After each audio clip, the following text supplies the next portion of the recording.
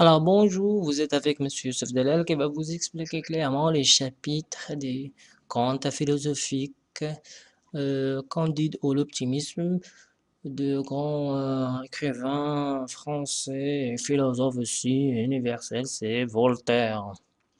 Alors, rappelez, comme d'habitude, on fait un petit rappel ce qu'on a déjà vu dans les précédentes séances. On va commencer par chapitre premier, il va mieux, toujours pour se rappeler ce qu'on a déjà vu.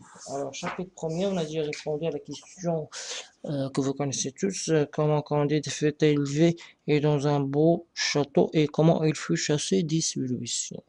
Alors, dans second, chapitre second, on a dû vivre bien sûr la rencontre avec les Bulgares, mais on ne savait pas, il est toujours ignorant.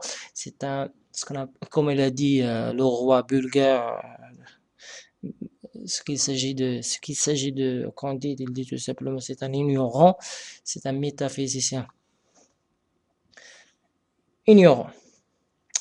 Alors, chapitre second, ce que devint Candide parmi les Bulgares. Et après, on a vu avec tristesse, avec chagrin aussi, la boucherie héroïque des héros de entre guillemets, bien sûr, de deux armées bulgares et avares, et l'atrocité, massacre qu'ils ont fait pour pour les gens civils, les gens innocents, les populations de deux peuples. Bon, le chapitre quatrième, on a déjà vu comment Candide rencontra son ancien maître de philosophie, le maître Pangloss, était tellement malade et virulent. Et comment il devint parce que à la fin, l'anabaptiste, le gentil anabaptiste Jacques l'a aidé à guérir de cette maladie virale. Alors, chapitre cinquième maintenant. La tempête, le naufrage et tremblement de terre.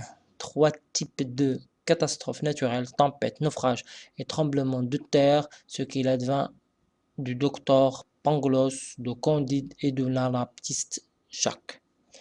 Alors, comme d'habitude, avant de faire la lecture générale de ce chapitre cinquième, je vous invite bien sûr à comprendre un résumé au début. D'accord? Alors, chapitre cinquième, écoutez bien s'il vous plaît ce premier résumé. Jacques, vous connaissez déjà, c'est un anabaptiste, Jacques, qui n'est pas baptisé à l'église. Bien sûr, il habite en Hollande, mais il fait des... Ça veut dire tout simplement qu'il se déplace souvent au Portugal, à cause bien sûr de ses travaux et de ses affaires. De ses affaires. Alors, Jacques, qui sauva un matelot en danger, périt dans la mer sous les yeux de ce dernier. Alors tous les personnages se noyèrent, sauf Candide, le philosophe et le matelot. Alors on continue, à peine arrivèrent-ils à Lisbonne, ça veut dire les trois survivants, Candide, Pangloss et le matelot. À peine arrivèrent-ils à Lisbonne, au Portugal, qu'il y eut un tremblement de terre. Le matelot en profita pour s'emparer d'une somme d'argent grâce auquel il s'enivra et s'offrit une fille. Candide perdit connaissance à cause d'un éclat de pierre. Le lendemain, ils aidèrent les rescapés de la ville de Lisbonne et un inquisiteur les fit arrêter. Alors, on va voir maintenant la lecture magistrale pour mieux comprendre ce chapitre. Tempête, naufrage et tremblement de terre, ce qu'il advint du docteur Pangloss, de Candide de l'anabaptiste Jacques. S'il vous plaît, restez avec nous, ne vous éloignez pas.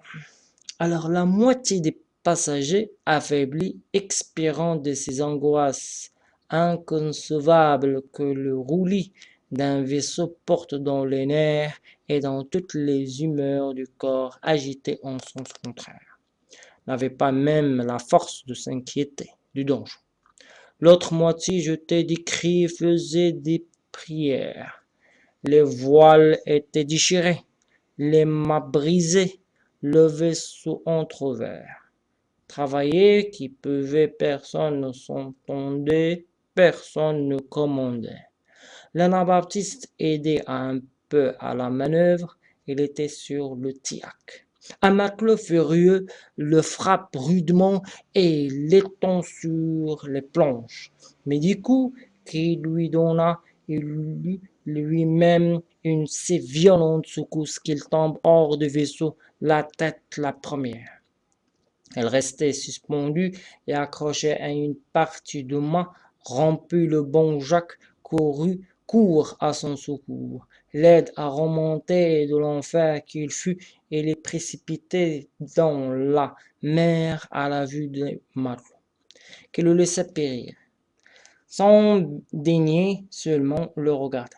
Candide approche, voit son bienfaiteur qui reparaît un moment et qui est englouti pour jamais. Elle veut se jeter après lui dans la mer. Le philosophe Pangloss l'empêche en lui prouvant que la rade de Lisbonne avait été formée exprès pour que cet anabaptiste s'y noie. Tandis que le prouvait a priori, le vaisseau s'entr'ouvre, tout périt à la réserve de Pangloss, de Candide et de ce brutal de matelot qui avait noyé le vertueux anabaptiste. Le coquin nagea heureusement jusqu'au rivage où Pangloss et Candide firent porte sur une planche. Quand ils furent revenus un peu à eux, ils marchèrent vers Lisbonne, et il leur restait quelques argents avec lesquels ils espéraient se sauver de la faim après avoir échappé à la tempête. À peine ont-ils mis le pied dans la ville, en pleurant la mort de leur bienfaiteur, qu'ils sentent la terre trembler sous leurs pas. La mer s'élève en bouillonnant dans le port et brise les vaisseaux qui sortent à l'ancre. Des tourbillons de flammes et de sondes couvrent les rues et les places publiques. Les maisons s'écroulent, les toits sont renversés sur les fondements et les fondements se dispersent. 30 000 habitants de tout âge et de tout sexe sont écrasés sous des ruines, le matelot disait en sifflant et en jurant. Il y aura quelque chose à gagner ici. Quelle peut être la raison suffisante de ce phénomène, disait Pangloss. Voici le dernier jour du monde, s'écriait Candide. Le matelot court incontinent au milieu des débris, affronte la mort pour trouver de l'argent. On trouve son part et son ivre, et ayant cuvé son vin, achète les faveurs de la première fille de bonne à volonté qu'il rencontre sur les ruines des maisons, détruites et au milieu des mourants et des morts. Pangloss le tirait cependant par la manche. Mon ami, lui dit-il, cela n'est pas bien. Vous manquez à la raison universelle. Vous prenez mal votre temps. Tête et sang, répondit l'autre. Je suis matelot et né à Batavia. J'ai marché 4 fois sur le crucifix, donc 4 voyages au Japon. Tu as bien trouvé ton homme avec ta raison universelle. Quelques éclats de pierre avaient blessé Candide, il était entendu dans la rue et couvert de débris. Il disait à Pangloss, « Hélas, procure-moi un peu de vin et de l'huile, je me meurs. » Alors Pangloss répondit, « Ce tremblement de terre n'est pas une chose nouvelle. La ville de Lima, par exemple, éprouva les mêmes secousses en Amérique l'année passée. Même cause, mêmes effets. Il y a certainement une traînée de soufre sous terre depuis Lima jusqu'à Lisbonne. » Rien n'est plus probable, dit Candide. Mais pour Dieu, un peu d'huile et de vin. Comment probable? Répliqua le philosophe Pangloss. Je soutiens que la cause est démontrée. Candide perdit connaissance et Pangloss lui apporta un peu d'eau d'une fontaine voisine. Alors, le lendemain, ayant trouvé quelques provisions de bouche et en se glissant à travers des décombres, Ils réparèrent un peu leurs forces. Ensuite, ils travaillèrent comme les autres à soulager les habitants échappés à la mort. Quelques citoyens secourus par eux leur donnèrent un aussi bon dîner qu'on le pouvait dans un tel désastre. Il est vrai que le repas était triste. Les convives arrosaient leur pain de leurs larmes, mais Pangloss les consolant en les assurant que les choses ne peuvent être autrement. Car, dit-il, tout ceci est ce qu'il y a de mieux. Car s'il y a un volcan à Lisbonne, il ne peut être ailleurs. Car il est impossible que les choses ne soient pas où ils sont. Car tout est bien.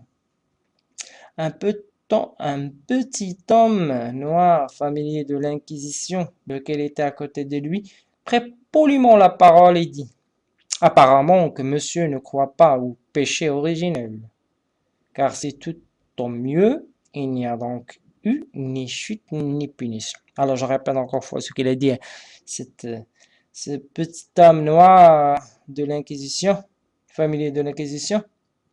Regarde ce qu'il a dit.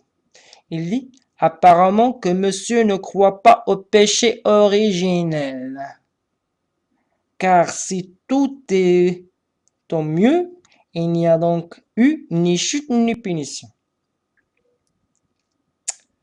Alors je demanderai humblement pardon à votre excellence, répondit Pangloss, encore plus poliment, car la chute de l'homme et la malédiction entraient nécessairement dans le meilleur du monde possible. Monsieur ne croit donc pas à la liberté, dit le familier. Votre excellence m'excusera, dit Pangloss. La liberté peut subsister avec la nécessité absolue, car il était nécessaire que nous fussions libres. Car enfin, la volonté déterminée. Alors Pangloss était au milieu de sa phrase quand le familier fit un signe de tête à son estafier qui lui servait à boire du vin de Porto ou de Porto. Voilà.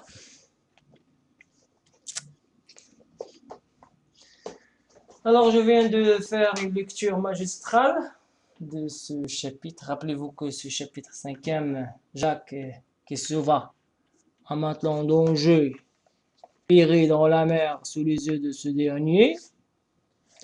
Et à peine arrivé, ça veut dire Candide et Pangloss et aussi le matelot, ça veut dire les seuls rescapés de naufrage à Lisbonne, Portugal, qu'il y a eu un tremblement de terre, et le lendemain, ils aidèrent les rescapés de la ville, ça veut dire les deux, Candide et Pangloss, ils aidèrent les rescapés de la ville, à l'inquisiteur les fait arrêter.